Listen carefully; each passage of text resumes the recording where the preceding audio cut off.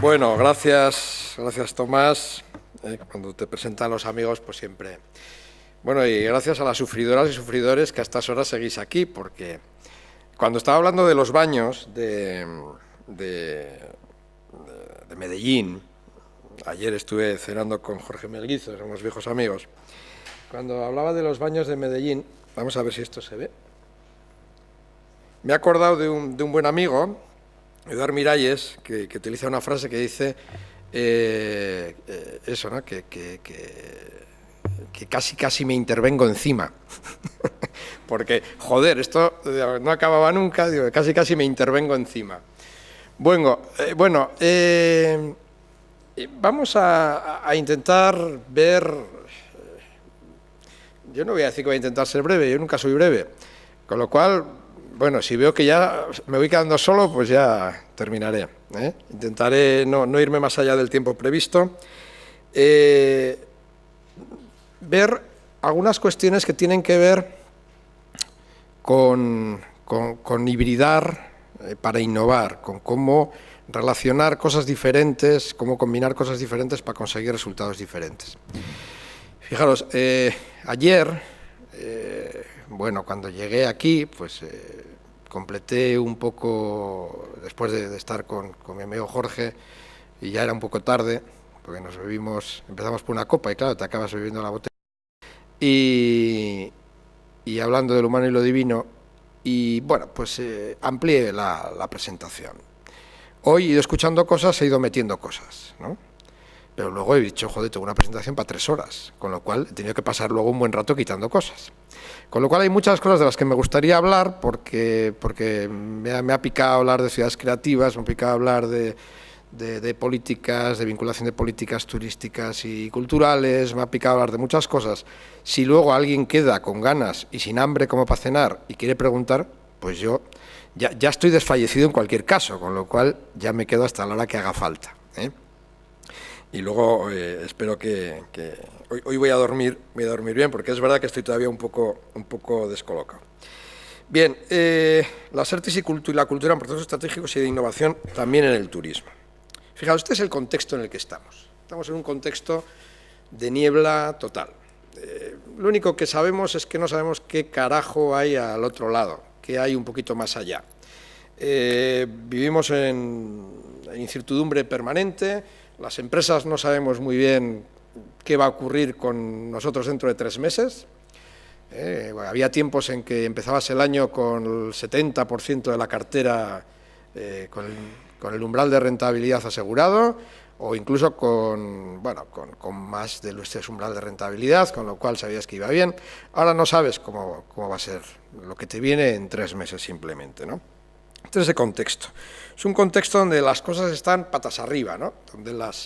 Donde nada parece ser como, y todo es uy, ¿no? Como, Dios mío, lo que nos viene encima, ¿no? Esa sensación de que tenemos estructuras, tenemos equipos, tenemos organizaciones que en el fondo parecen muy potentes, pero que en el fondo son muy inestables. Eso le podemos dar la vuelta, ¿no? Se le puede dar la vuelta y ver donde veíamos sorpresa, ver retos que, aunque a veces nos atenacen, nos den miedo, pues podemos afrontar de una manera más, de una manera diferente, ¿no? Es decir, tenemos que empezar a poner en positivo el ver desde otro punto de vista. Es decir, las cosas son como son, las cosas están complicadas, son complejas. ¿Por qué no, en vez de ver un imposible, vemos una I con 2 O's, vemos una posibilidad de innovación, ver las cosas desde otro punto de vista? En ese punto de vista, fijaros, aquí hemos estado hablando básicamente de 2 cosas. Uno, cómo se puede relacionar turismo y cultura, cómo poder relacionar todo un sector como es el turístico con otro sector, porque es otro sector, que es la cultura. Yo habitualmente no hablo de industrias culturales, no voy a explicar por qué, pero lógicamente las industrias culturales y las industrias creativas existen, pero no voy a utilizar normalmente ese término. El turismo y la cultura. ¿Cómo se relacionan? Hoy ha habido aquí muchas referencias a experiencias y a posibilidades de relación. Cómo las políticas se vinculan, cómo se tienen en cuenta, cómo se buscan entornos coherentes.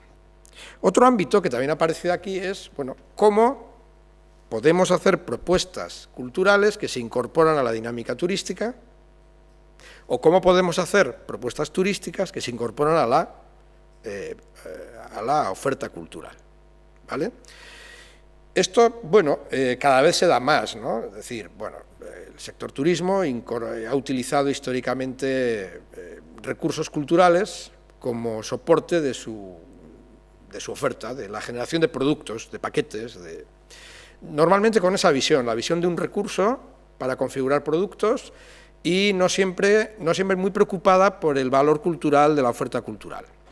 Y al revés, las propuestas culturales, los grandes festivales, etcétera, etcétera, se han soportado, han necesitado soporte de estructuras turísticas y de recursos turísticos, también pensando básicamente en su propuesta cultural y no siempre pensando en las consecuencias turísticas que podía tener aquello que estaban haciendo. Por tanto, se han utilizado, pero no siempre pensando uno en el otro. Evidentemente, hay luego propuestas de desarrollo muy potentes, como yo que sé, todo el mundo habla del efecto Guggenheim en la transformación de una ciudad y evidentemente toda la visión turística del País Vasco cambia radicalmente a partir de ese fenómeno, ¿no? También, pero estamos hablando de casos muy singulares, muy aislados, bueno, con un impacto muy determinado. Pero hay un tercer nivel, que es el que yo quiero hablar, que va más allá, que es el que tiene que ver con la hibridación, porque lo anterior no es hibridación, es cooperación entre sectores, es integración de propuestas, pero no es hibridación. Hablar de hibridación significa de buscar esos espacios de intersección que son espacios nuevos, donde no es ni una cosa ni la otra, sino que son espacios realmente que nos permiten proponer, desarrollar cuestiones un tanto novedosas. Vamos a intentar verlo. Por cierto, la foto del fondo es una foto del otro día, de Iñotín, un lugar cerca de Belo Horizonte, impresionante, un entorno natural con una apuesta por un arte contemporáneo espectacular, con arte en espacio natural, con pabellones artísticos con artistas de primer nivel internacional, en una oferta de un nivel y de una calidad impresionante. Es decir, una clara propuesta de cómo se puede hacer una política turística sobre cuestiones de sostenibilidad muy evidentes y con contenidos de muy altísima calidad y servicios de muy altísima calidad. Bien, seguimos, si quiere.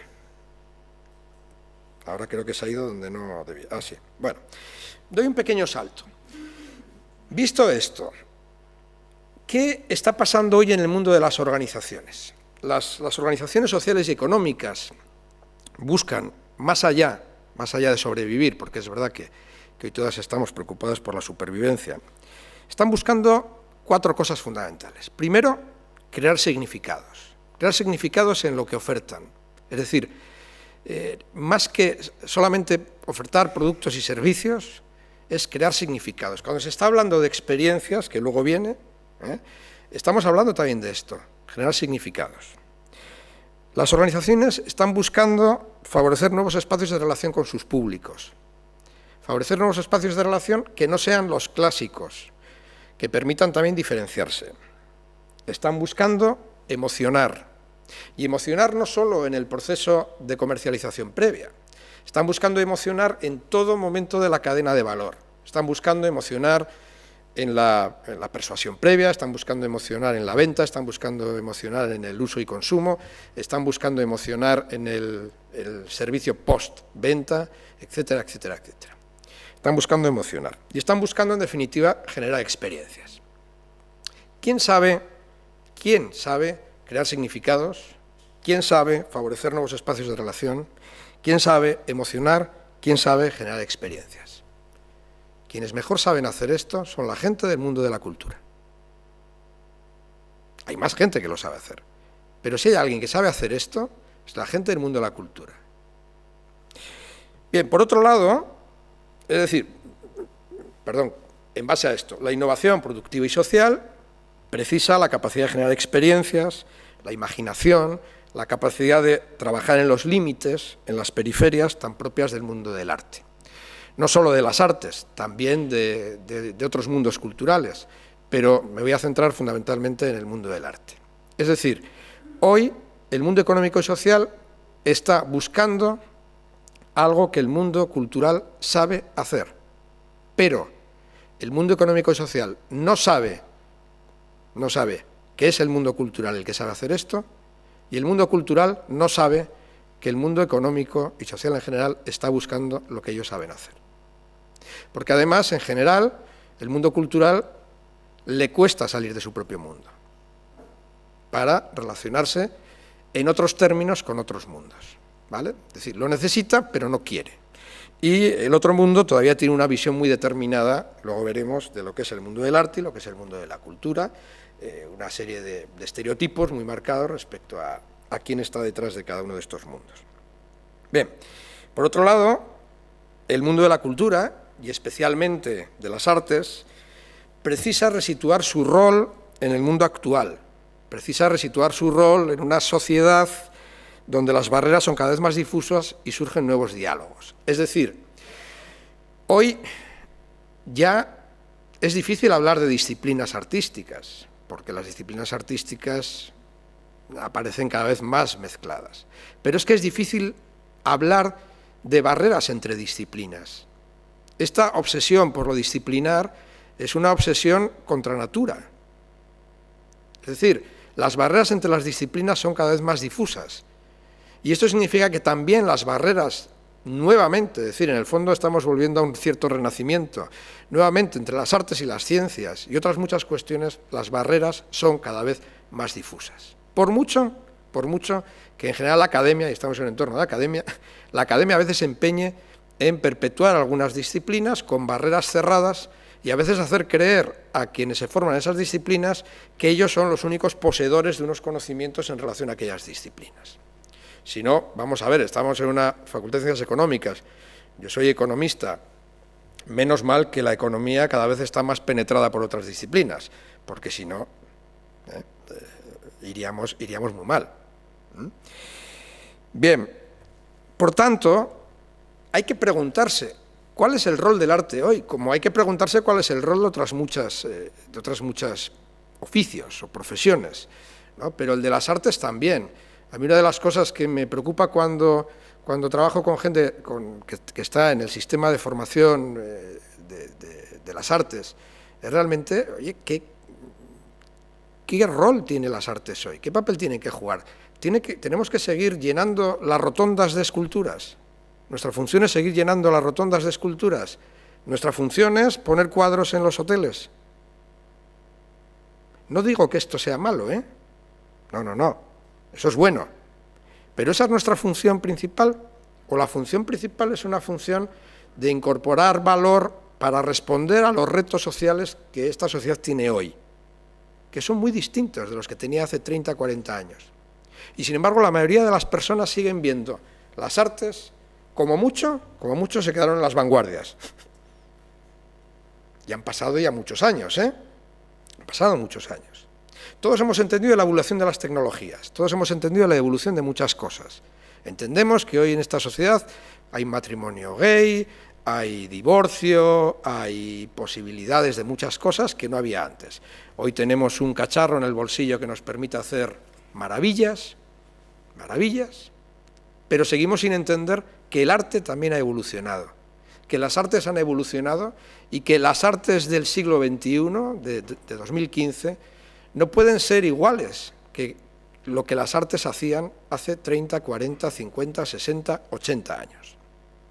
Por tanto, a mí me asusta cuando llego a una facultad de Bellas Artes y sigo viendo departamento de escultura, departamento de pintura, departamento de audiovisuales, departamento de cine.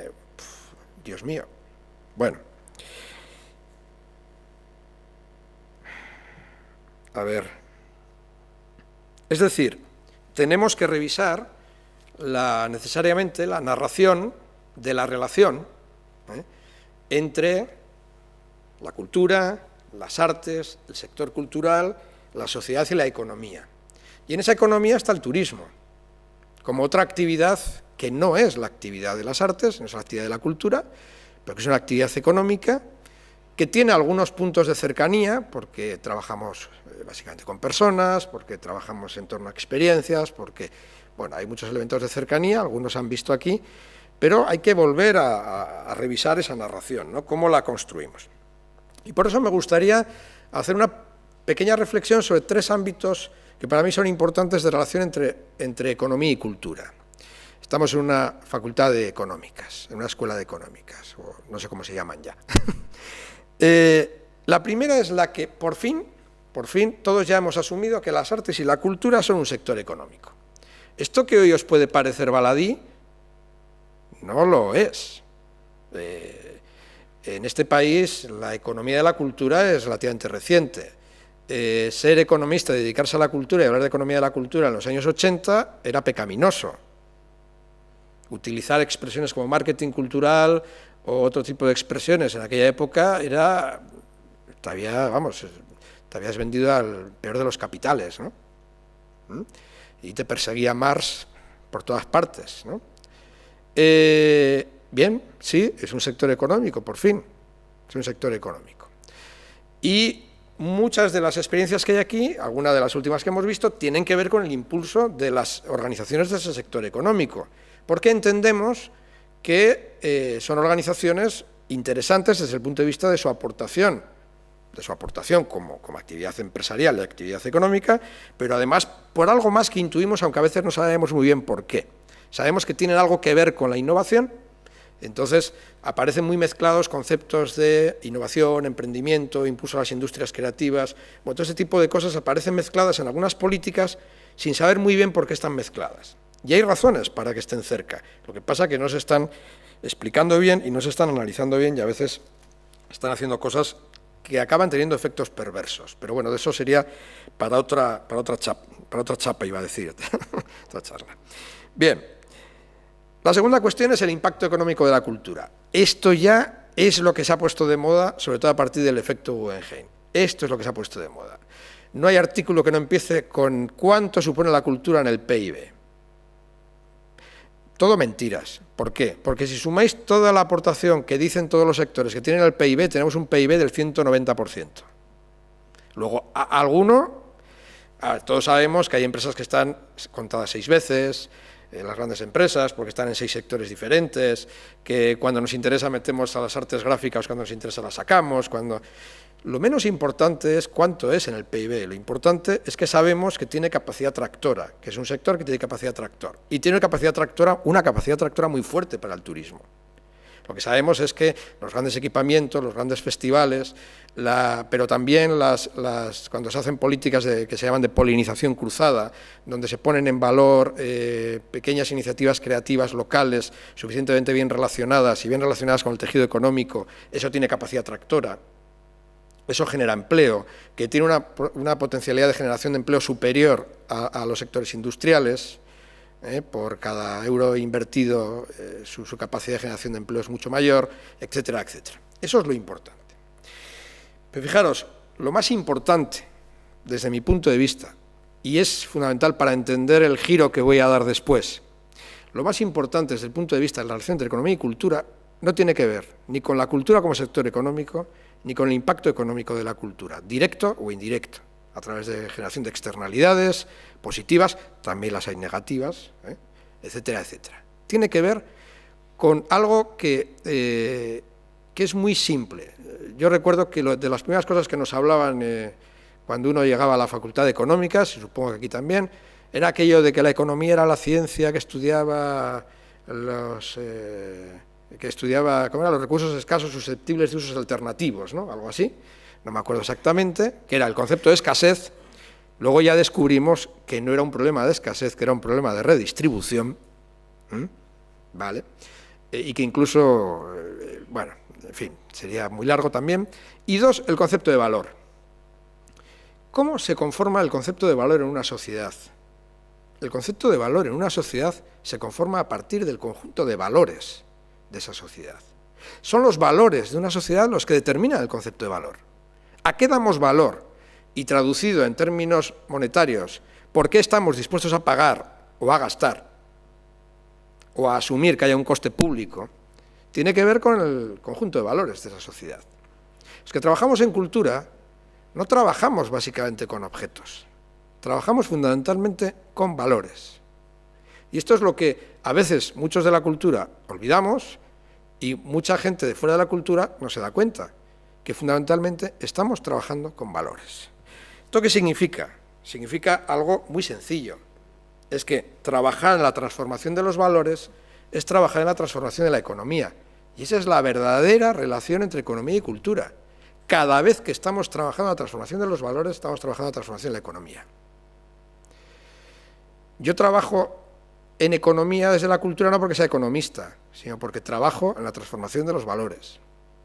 Y trabajo en la transformación de valores cuando hago un proyecto, como hoy hemos estado hablando con algunas personas, cuando he hecho proyectos en la Catedral Santa María de Vitoria ligados al patrimonio, o cuando estoy trabajando en proyectos que tienen que ver con la innovación empresarial.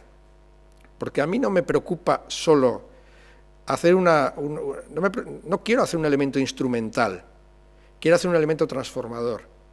Todos nos utilizamos a todos, es decir, el carácter instrumental lo tenemos todos con todos, porque si no encontramos utilidad y beneficio a lo que hacemos en relación con otro, no lo hacemos, por un simple criterio además de percepción de valor.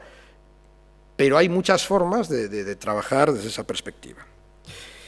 Bueno, y lo hacemos bajo un prisma que no me voy a entretener porque también sería muy largo, que es el prisma de la innovación social.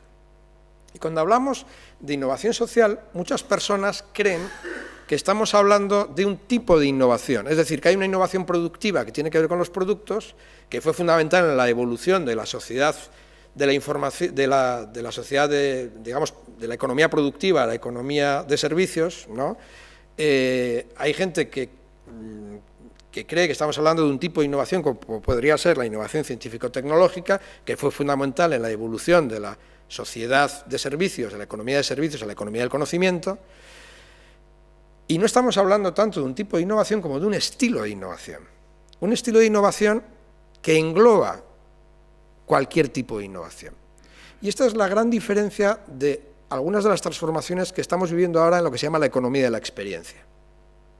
En esto que es pasar de la economía del conocimiento a la economía de la experiencia. Una economía de la experiencia que es necesariamente una economía creativa, porque aparece como factor fundamental de transformación la creatividad. Y la creatividad no es exclusiva de ningún sector, pero hay sectores especialmente intensivos en creatividad. Y el sector de las artes y la cultura es un sector especialmente intensivo en creatividad. No exclusivo, pero sí intensivo. ¿De acuerdo? Por tanto, estamos hablando de un desarrollo de una economía creativa que tiene dos patas grandes. Una economía creativa que tiene la pata del desarrollo de los sectores creativos y que tiene la pata muy grande de hacer más creativos el resto de los sectores. Ahí está la economía creativa. Trabajar en los sectores creativos, pero trabajar en que el resto de los sectores sean más creativos. Y si realmente las artes, la cultura y la creatividad son factores clave de transformación, viene el siguiente reto. ¿Cómo conseguimos que los sectores creativos hagan que la sociedad y la economía sea más creativa? Y por ahí empieza a haber unos espacios de oportunidad tremendos. Y hacerlo bajo un prisma de innovación social. Nosotros hablamos de una slow innovation, de una innovación lenta. Lenta no porque sea lenta en velocidad, sino porque tiene que ver un poco con la cultura slow, ¿no? Porque es una innovación que es fundamentalmente, busca la innovación más radical versus la incremental. No es que esté mal la innovación incremental, es interesante hacer mejoras continuas, es interesante, pero queremos dar saltos de favorecer innovaciones más disruptivas, una innovación interseccional versus direccional, es decir, no una innovación que viene de la línea de una disciplina, sino que es una innovación interdisciplinar, intersectorial de verdad, y no es lo mismo multidisciplinar que interdisciplinar, ¿vale? Una innovación que es arraigada versus importada, como ocurre con la slow food, la semilla puede venir de fuera, pero la tierra es la tierra, y hay que arraigar esa innovación y hay que hacerla que que enganche en donde hay que aplicarla, y una innovación personalizada versus estándar. Es una innovación responsable con los impactos, porque no toda innovación es buena por naturaleza. No toda innovación es buena por naturaleza, de ser responsable con los impactos. Es una innovación que tiene que ser sostenible, sostenible en el tiempo, sostenible desde todas sus dimensiones, sostenible desde la dimensión ambiental, sostenible desde la dimensión social, sostenible desde la dimensión económica y sostenible desde la dimensión cultural. No nos olvidemos de la cultura como la cuarta pata del desarrollo sostenible. Tiene que ser una innovación muy centrada en las personas, muy centrada en las personas. Hay una obsesión, en general, por la identificación entre innovación y tecnología. Y la tecnología no es más que una pata, una parte de la posible innovación. Y incluso la innovación tecnológica solo es sostenible, solo es arraigada, etcétera, etcétera, cuando pasa por las personas. Cuando pasa por innovar en lo esencial, que son los modelos organizativos, las actitudes y comportamientos, los sistemas de relación, etcétera, etcétera, etcétera. Bueno, por tanto, necesitamos innovación cultural. ¿Podemos hacer innovación cultural? Se puede hacer innovación cultural, lo que pasa es que a veces nos encontramos con organizaciones muy cerradas. El lenguaje lo podemos incorporar, de hecho, el mundo cultural en general es un mundo que incorpora lenguajes muy progresistas, pero que en sus comportamientos es tremendamente conservador. O sea, es posible hablar maravillas, pero luego tener comportamientos muy conservadores. ¿Podemos hablar de cultura de innovación? Tenemos que desarrollar una cultura de innovación, fuera y dentro del propio sector cultural. Y, si quiere salir, ¿innovación en la relación cultura más turismo? Sí, podemos hacer cosas innovadoras en esta relación. ¿Por qué? Porque esa relación, como decía antes, más o menos histórica de el patrimonio como recurso, el patrimonio cultural, el patrimonio histórico, el patrimonio arquitectónico, el patrimonio inmaterial, el patrimonio siempre ha sido un elemento fundamental, la relación con el turismo, no hay duda. A veces sin tener en cuenta los efectos perversos que el turismo podía tener sobre el propio patrimonio. Esta es una discusión ya clásica en la que no voy a entrar ahora, pero no es que no merezca la pena entrar, es que es un tema crucial, ¿no? Sobre la posible el desgaste que tiene esto, ¿no? Dos, sin embargo, hay otros recursos que nunca los hemos utilizado como recurso turístico, ¿no? Es decir, hay sorprendentemente museos de arte contemporáneo que no tienen ningún gancho con el turismo y tendría muchas posibilidades, o otro tipo no estoy hablando de aquí porque no conozco realmente qué está pasando hoy, pero sí en otros lugares donde te sorprende, ¿no?, que haya, sin embargo, ofertas turísticas que tienen muy poco o nada de enganche con el turismo. Pero hay que olvidar una cosa, algo que yo conversaba precisamente con el director del Museo de Arte Contemporáneo de Vitoria, y que en eso tenía mucha razón. Decía que aquel museo no era un producto turístico, era un producto cultural que tiene capacidad de atracción turística. Porque todo el mundo pedía que es que hay que conseguir que vengan muchos turistas, es que ese no es su objetivo fundamental.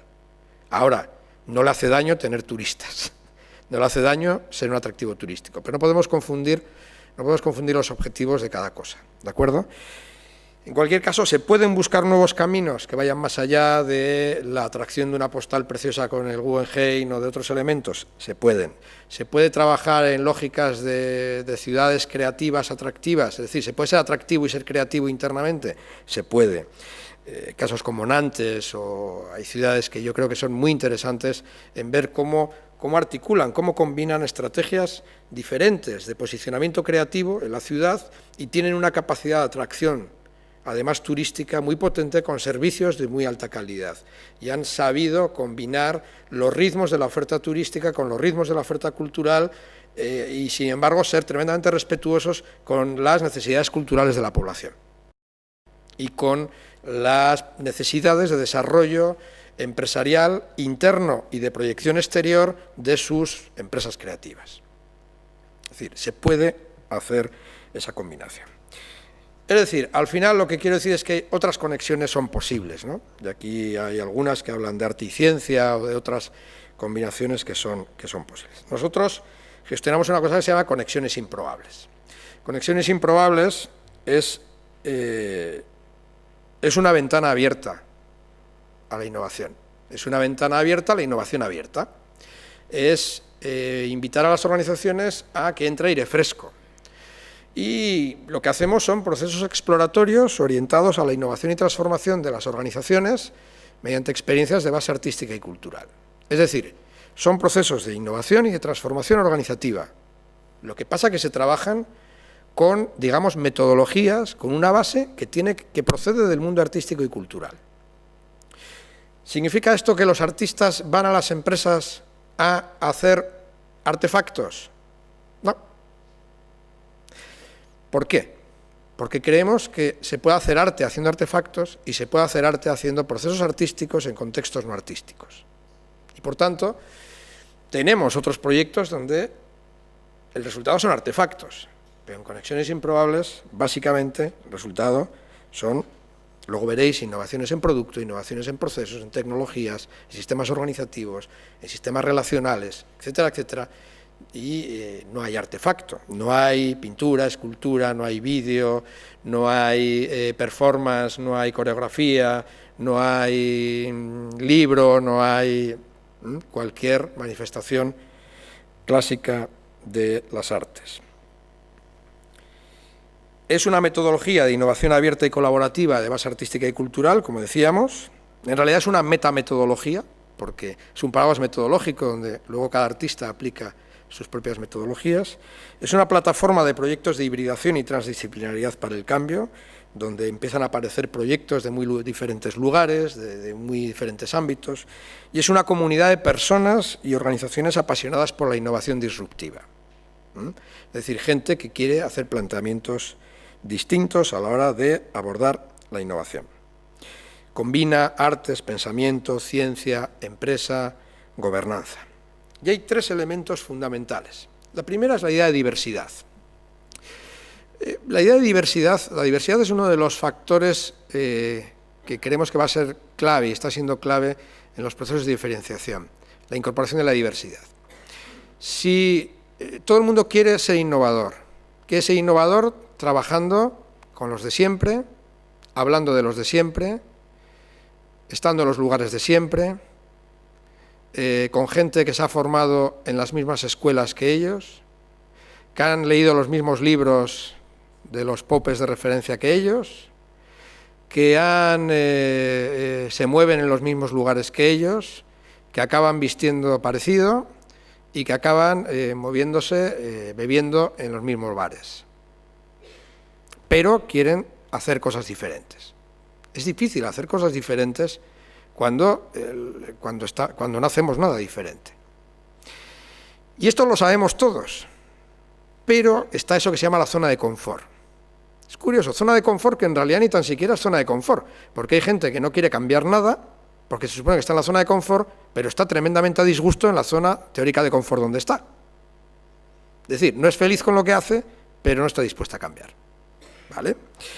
La apertura, organizaciones más abiertas, criterio fundamental, ese abrir la ventana hacia dentro y hacia afuera, que entre aire fresco. Y la colaboración. Antes, en una de las intervenciones, aparecía nuevamente esto. Los procesos colaborativos, que no son tanto los procesos de yo sobre ti o tú sobre yo, no son procesos, son procesos más peer-to-peer, no son procesos que dependen tanto de la dimensión. El grande se come al chico, el grande es el que marca las pautas de cómo ha de funcionar el chico, el grande le encarga al chico y pone las reglas, etcétera, etcétera. No, son procesos colaborativos entre diferentes, sean grandes o pequeños. Y esto tiene mucho que ver con la idea de red y tiene mucho que ver con la idea, por tanto, también de reciprocidad, porque solo hay red cuando hay reciprocidad, y la reciprocidad acorde a las capacidades, a las posibilidades, etcétera, etcétera, etcétera, que podríamos hablar mucho de esto también. Es decir, lo que hacemos es hibridar para innovar. Nosotros ponemos esto del pez espada porque lo pusimos una vez, le hizo gracia a la gente y dejamos el pez espada. Pues mira, el pez y la espada, el pez espada. Oye, parecía que la gente lo entendía, ¿no? Decíamos, bueno, pues hacemos algo que es diferente, ¿no? Como resultado de hibridar, no solamente de combinar. Es decir, se trata de pasar, de impulsar los sectores creativos, porque nosotros estamos también trabajando en desarrollar nuevos espacios para el arte, para los artistas, ¿Esto significa que se abandonan las otras prácticas artísticas? No, no. Esto significa que hay artistas que, luego veré qué características tienen, que les interesa trabajar en estos contextos y que además pueden trabajar en estos contextos, porque no todos los artistas pueden y están capacitados para trabajar fuera de contextos artísticos, ni quieren ni pueden. Explicaré algo después. Intentar ir a hacer más creativos otros sectores, es decir, desde lo creativo influir en otros sectores. Y digo claramente influir, cambiar valores en otros sectores, transformar la visión de la innovación en otros sectores. Y de esto es imposible.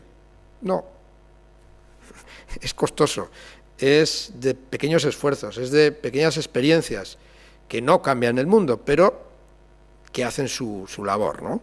Y eso empieza a ocurrir cuando en estos procesos, a ver si luego podemos ver un pequeño vídeo, empiezan a ocurrir cosas que hacen que la gente empiece a mirar de otra manera a sus propias organizaciones y a sus propios procesos de innovación. Es decir, estamos trabajando en innovar los modos de innovar. Un elemento fundamental, innovar los modos de innovar. Aquí hay una frase de un tipo sueco que colaboró con una organización colega nuestra sueca, que dice esto, ¿no? que la gente de los negocios, de las empresas, lo que necesitamos es conseguir tener una mirada completamente diferente de las cosas, ¿no? Para eso hay que convocar, hay que reunir otras competencias, nuevas lógicas creativas que permitan, que reten a encontrar nuevos caminos, ¿no? En definitiva, es esto que decimos, las organizaciones están deseosas de innovar, pero saben que encuentran nuevas formas de abordar su propia innovación, pues que es difícil que consigan resultados diferentes. Bien, ¿con qué tipo de artistas trabajamos? Trabajamos con artistas que nosotros llamamos relacionales, experienciales o tecnológicos. En general son artistas que se mueven en la periferia de su propia práctica artística. A veces no son solo artistas, son creadores, no siempre les llamamos artistas, o incluso pensadores, que se mueven en la periferia de sus propias prácticas. Es decir, en general son experimentales, les gusta trabajar en entornos no estrictamente artísticos, aunque hagan también propuestas en museos, en teatros, en auditorios, pero les gusta salir de esos contextos y trabajan básicamente con procesos relacionales, con procesos de experiencias, de construcción de experiencias, y bien hacen un uso intensivo de la tecnología o incluso son generadores de tecnología. Muchos de los artistas con los que trabajamos son personas que tienen a veces múltiples formaciones. Esta mañana en una reunión ponía un ejemplo de un artista visual que era ingeniero en telecomunicaciones, uno de los padres de Arduino, uno de los lenguajes para el software libre, o artistas una coreógrafa bióloga, es decir, estoy poniendo casos reales, ¿no? Tienen múltiples formaciones y esto les permite tener además una lectura muy singular, ¿no? Y ahí aparecen algunos de ellos. ¿Por qué creemos que es interesante incorporar las artes y a los artistas y los creadores en los procesos de innovación de otro tipo de organizaciones? Al margen de que nosotros seguimos creyendo y necesitando que haya espacios puramente artísticos, que haya espacios de experimentación netamente artística, porque si no hubiese esos espacios, no tendríamos esos artistas experimentales que trabajan en lo periférico. Es decir, seguimos necesitando eso, lugares donde los artistas experimenten de una manera, digamos, hagan una investigación pura en su propia expresión, ¿no? Porque eso es lo que nos permite tener luego estas capacidades. Un buen artista es un investigador, es un buen investigador.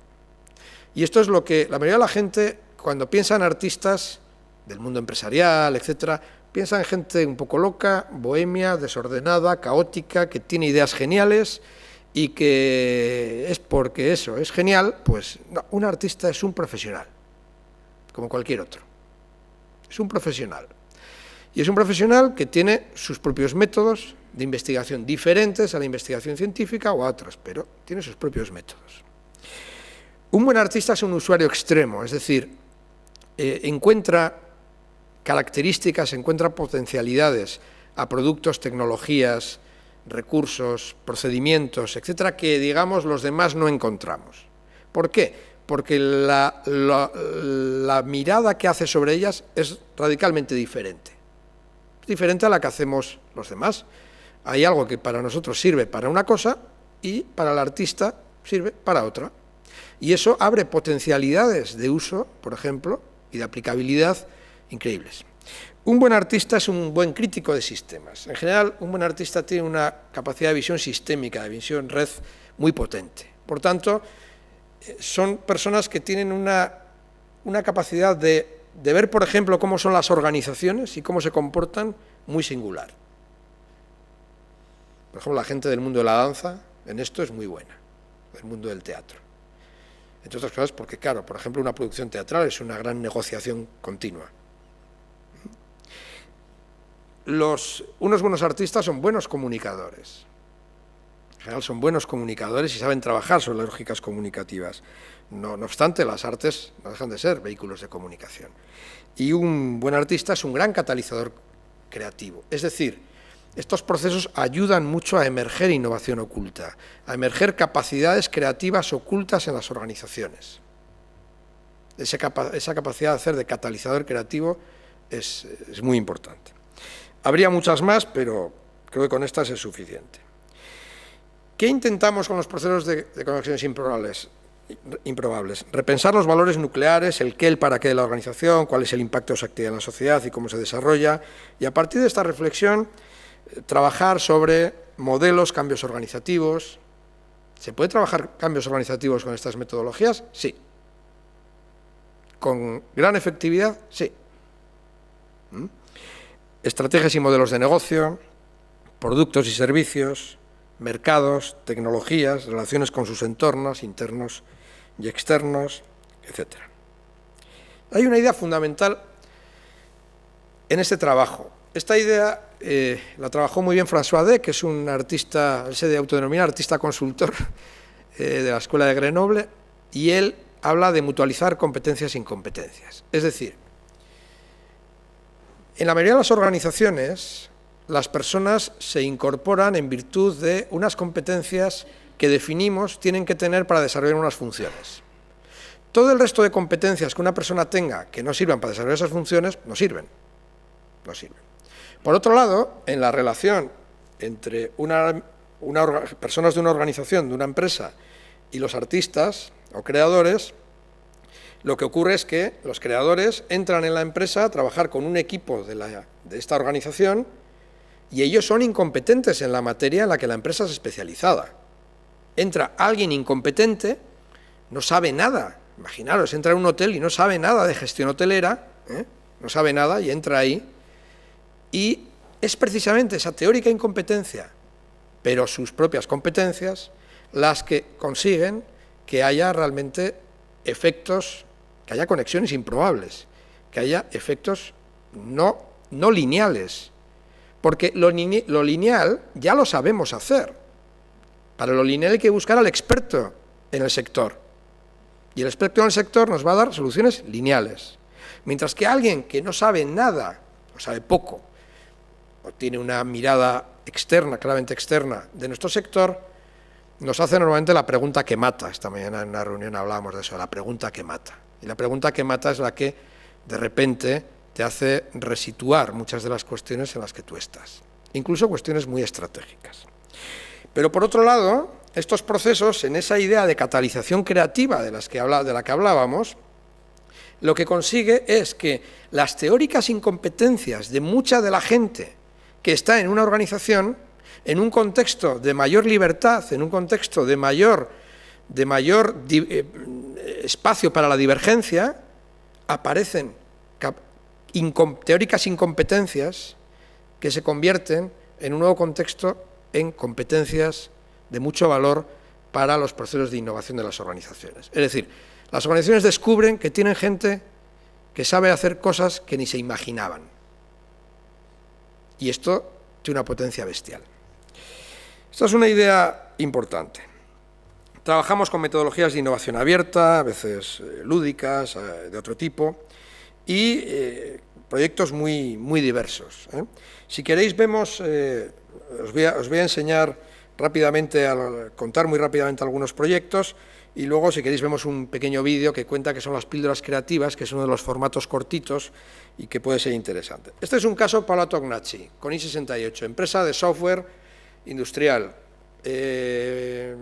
mujer de origen italiano, que vive en Madrid, que viene del mundo del teatro y la danza, y que además es profesora de matemáticas, y que le gusta hackear programas para utilizar, y baila con un iPhone.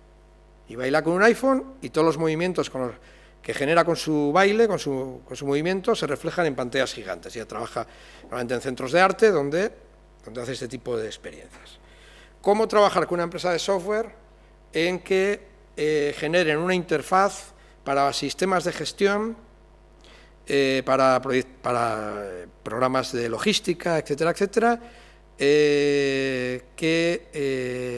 que sea inteligente, que aprenda del propio usuario, que reconozca los recorridos del usuario y se anticipe a lo que el usuario va a hacer, que genere tribus de usuarios y por tanto aprenda de esas tribus de usuarios y recomienda a otros usuarios similares? Es decir, para que una persona que está 8 horas delante de una pantalla tenga un trabajo mucho más humano. Es un ejemplo, un vídeo que podéis ver en la web de Conexiones Improbables. Y podéis ver cómo de repente están haciendo coreografías, exagerando los movimientos que hacen cuando trabajan con el teclado. O les veis cómo están reproduciendo los movimientos de manadas, de cómo se mueven manadas de animales, ¿no? Y interpretar eso en clave de rediseñar el software. Este proyecto está ya en el mercado. Una empresa que se dedica a hacer herrajes, trabajando con un creador en cómo generar un proceso de... Era un proyecto de branding, a la par que era un proyecto de generación de un nuevo producto. Para muchos de los armarios que tenéis en vuestras casas tienen herrajes de esta casa, de OVG Teach. Como un centro de innovación para la formación profesional trabaja con una clown en generar nuevas narrativas para motivar al profesorado a ser más innovador. En este caso, el de formación profesional. Como un colectivo de arquitectos experimentales trabaja con una fábrica de electrodomésticos en intentar innovar en valores asociados a la marca en el mercado internacional, a partir de sus características como cooperativa. Sabéis que Fagor ahora ya no lo es, ha habido un cambio de titularidad de propiedad. Como un colectivo de artistas visuales que vienen de las artes visuales, pero que desarrollan procesos de co-creación, incorporan esas lógicas de co-creación en el diseño de una nueva gama de bicicletas, incorporando a proveedores, distribuidores, gente de diferentes departamentos, a usuarios, a no usuarios, etcétera, etcétera, y además generan nuevas herramientas que ayudan al potencial cliente a seleccionar la bicicleta que mejor se adecúa a sus necesidades. O como una empresa de transformación de siliconas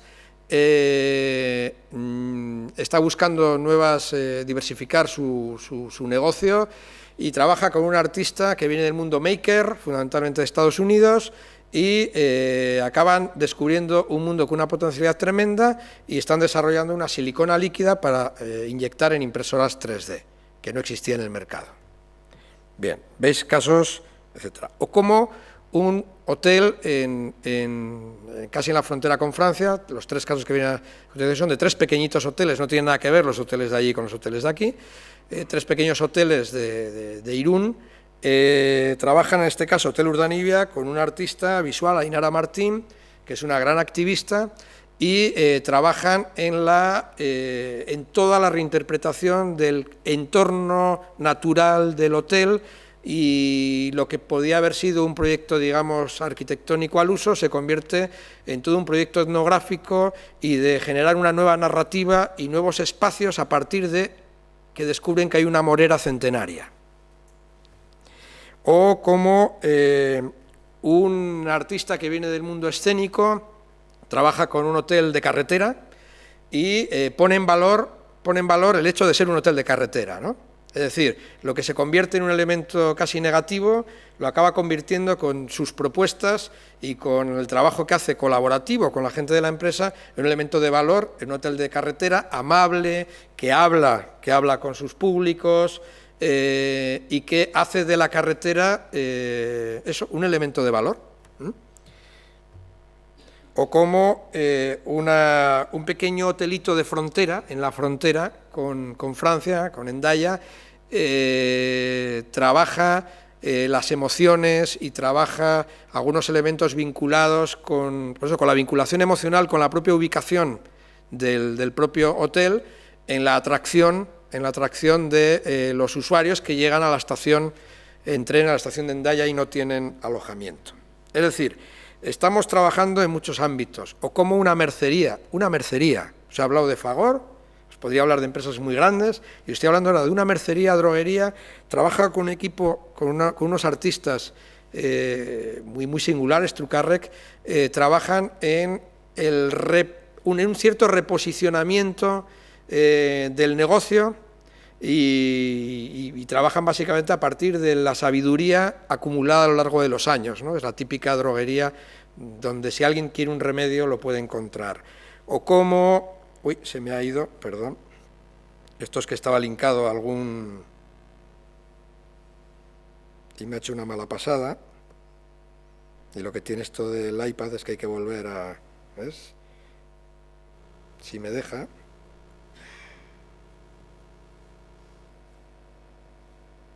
Bueno, podríamos ver muchas cosas, ¿no?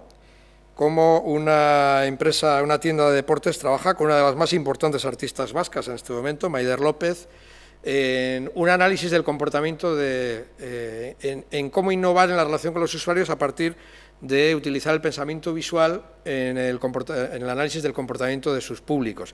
Esos son rayas de diferentes segmentos de público, cómo se comportan. Acaba generando además una intervención que resulta que esto es lo más parecido a un artefacto, en algún caso que el público le llama la atención y le resulta además divertido. O como una tienda de moda trabaja con también un equipo de arquitectos experimentales respecto a los segmentos de público de sus prendas, o una tienda de lámparas. Fijaros que estamos hablando de cosas grandes o pequeñas, o como un hospital, como Hospital de Cruces, que es el hospital más grande de Euskadi, hace un proyecto pequeñito para repensar cómo se han de concebir los espacios, no tanto en términos espaciales, sino en términos relacionales de la oncología pediátrica. ¿Vale? O como un centro de salud en Bilbao trabaja con otro colectivo de artistas en cómo innovar y cómo relacionarse con el entorno alimentario, incluidos restaurantes, etcétera, etcétera, de su entorno, para favorecer una alimentación sana. O como, os podríamos decir, muchos casos. Hacemos también formación de artistas para la innovación. ¿Por qué? Porque no todos los artistas, aunque quieran, a veces están entendiendo bien cuáles son las necesidades de este contexto, y porque no entran tanto a hacer su propio proyecto, aunque todos acaban teniendo un alto aprendizaje. Es decir, su experiencia, estamos en un 98-99% de recomendación de propietarios de empresas, de trabajadores y de artistas con respecto a estos procesos. En un momento estuvimos en el 100, alguno nos ha fallado. Estamos ahora creo que en un 98 y pico %. Con evaluaciones que nos las hacen desde el centro del WZB de Investigación Social de Berlín. Esto os puede parecer extraño, pero es un centro que se ha especializado en estos campos de investigación y los cuestionarios llegan allí, etcétera, etcétera. Que ahora, por cierto, tenemos un problema porque esa unidad la van a quitar y tenemos que hacer otra cosa. Como una agencia de desarrollo rural trabaja en un proceso de organización, con una organización de artistas, con un concepto que es el de inteligencias colectivas, para intentar detectar capacidades ocultas en la forma de trabajar el mundo rural de esas comarcas de Vizcaya, y a partir de ahí impulsar nuevos sistemas de distribución de productos ecológicos. ¿Vale? A partir de la detección de inteligencias colectivas, de cosas que algunas históricamente se vienen haciendo y que están tan ocultas porque se vienen haciendo de manera natural que no se es consciente del valor que tienen. o cómo estamos trabajando ahora en vincular la gastronomía y la innovación con Q Creativa, ¿no? Con laboratorios donde, a partir de la comida y de la gastronomía, estamos trabajando lógicas de innovación, lógicas de construcción de equipos, lógicas de salud, de equilibrio personal, lógicas de internacionalización, etcétera, etcétera, con estos elementos, etcétera, etcétera, etcétera. Para eso es muy importante el papel de los mediadores, es muy importante el papel de las personas que cambian nuestro rol. Ya no somos tanto gestores de lo cultural como mediadores que apoyan, acompañan, etcétera, procesos de innovación que afectan a ambas partes y que ambas partes tienen que obtener beneficio de ello. Evidentemente, por si sale la pregunta, claro, los artistas son remunerados, bien remunerados. Las empresas pagan. A veces tienen apoyo público, a veces no, depende, no sé. Empresas, esta mañana hablaban de bodegas, pues acabamos de hacer un proyecto, no lo tenía aquí, con Pernod Ricard, por ejemplo, ¿no? Un grupo de distribución importante en el mundo de las bebidas, ¿no? Y es un proyecto de desarrollo de la cultura de la innovación dentro de la organización. O sea, en ese caso no es ni de innovación de producto, ni de innovación es de innovar en los modos de innovar. Es decir, cómo desarrollar una cultura de innovación extendida en la organización. Estamos hablando de bodegas. Podemos hablar de empresas de muy diverso tipo.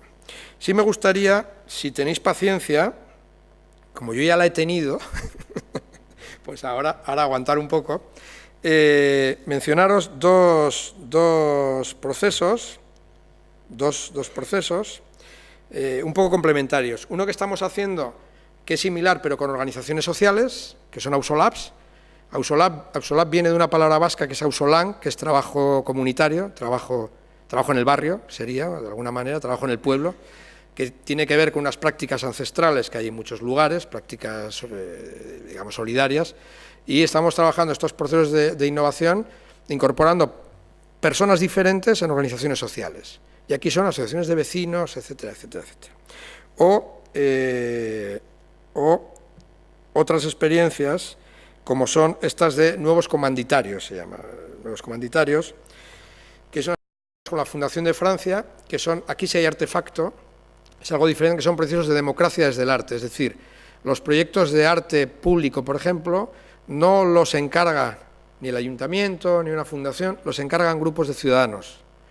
Nosotros, a través de la Fundación de Francia, ponemos mediadores que ayudan a ese grupo de ciudadanas y ciudadanos, permitirme que hable en genérico, ya sé que no es lo más correcto, pero esto es lo que tiene el castellano, ciudadanos. Este grupo de ciudadanos, acompañados de un mediador, decide a qué reto quiere enfrentarse a través del arte, busca un artista profesional,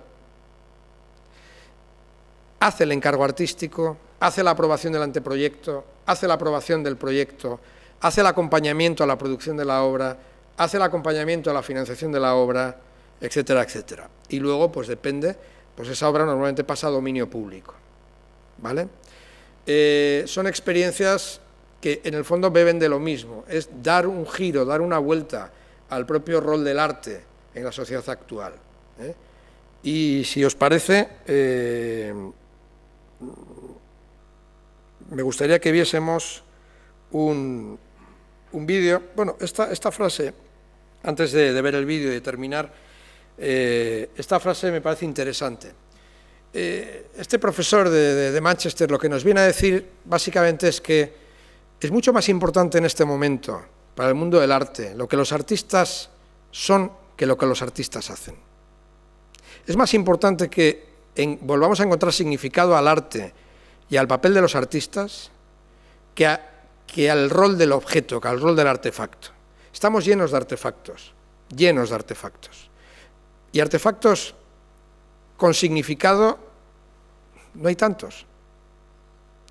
Esto nos pasa en muchas cosas, tenemos mucho de todo, pero y lo que viene a decir, ¿no? Y en caso de que hagan falta los artefactos, es porque tienen que responder a una necesidad, tienen que responder a un reto, tienen que responder a lo que la sociedad actual está demandando, ¿no? a las preguntas que socialmente nos estamos haciendo. Si el arte no es transgresor, no es arte.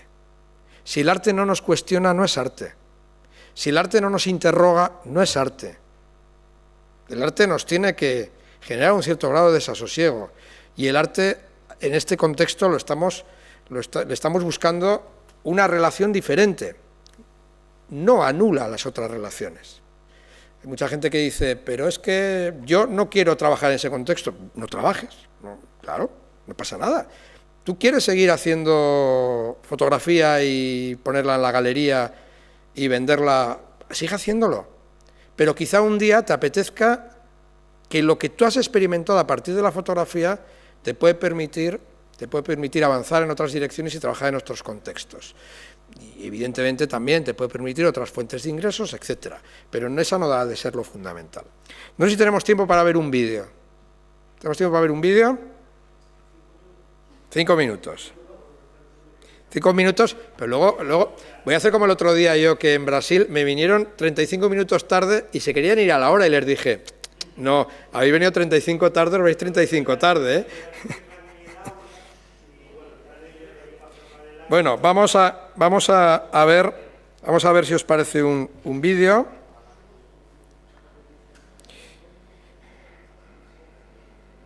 Ay, perdón. Mira, os voy a poner un vídeo, en vez de poneros el de píldoras creativas, os voy a poner un vídeo de una experiencia en supermercados, que bueno, no tengo ninguna de... A ver si conseguimos verlo. Ahí va, estaba al final. Sabía que era al final. ¿Se oye? El sonido.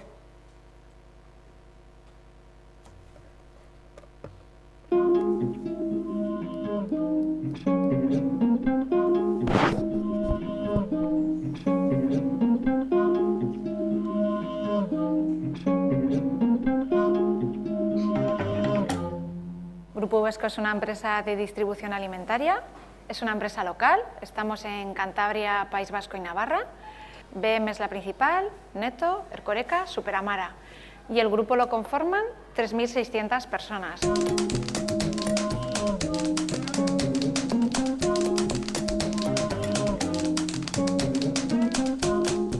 Entonces me gusta observar, explorar, mover las cosas de sitio, darle vueltas, y de todo este proceso pues surgen proyectos que conectan la comunicación, la cultura y la innovación.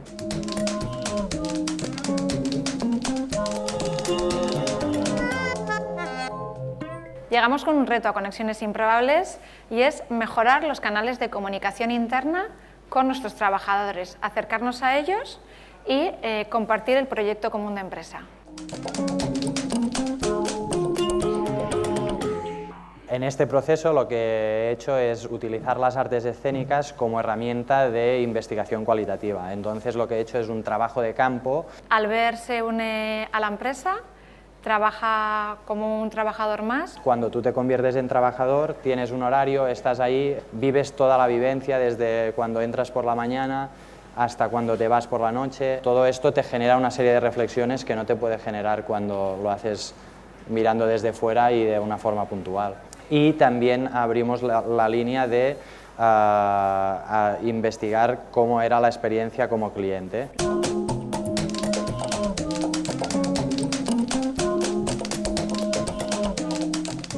Fui redactando un diario donde iba registrando todas las observaciones y sensaciones que me iba llevando de la experiencia. Y cuando recibimos el diario y nos dice cuáles son las sensaciones como cliente, nos hace reflexionar y nos desemboca que tan importante es cómo se sienten nuestros trabajadores, pero también cómo se sienten y qué experiencia de compra tienen nuestros clientes.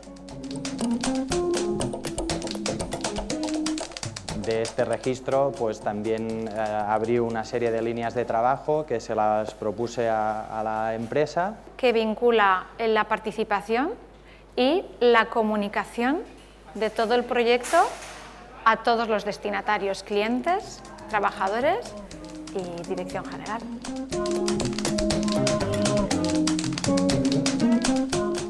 Del proceso me llevo la sensación de montaña rusa, porque hay veces que corres, hay veces que te estancas, hay veces que no compartes el punto de vista del artista. Te llegan muchísimas ideas nuevas, distintas perspectivas, distintas maneras de ver las cosas. Y también pues, me llevo mucha reflexión, ¿no? Reflexión sobre qué es la comunicación interna, sobre qué puede motivar la motivación de los trabajadores y sobre cómo la participación, cómo se puede entender la participación y qué puede generar, ¿no? La participación.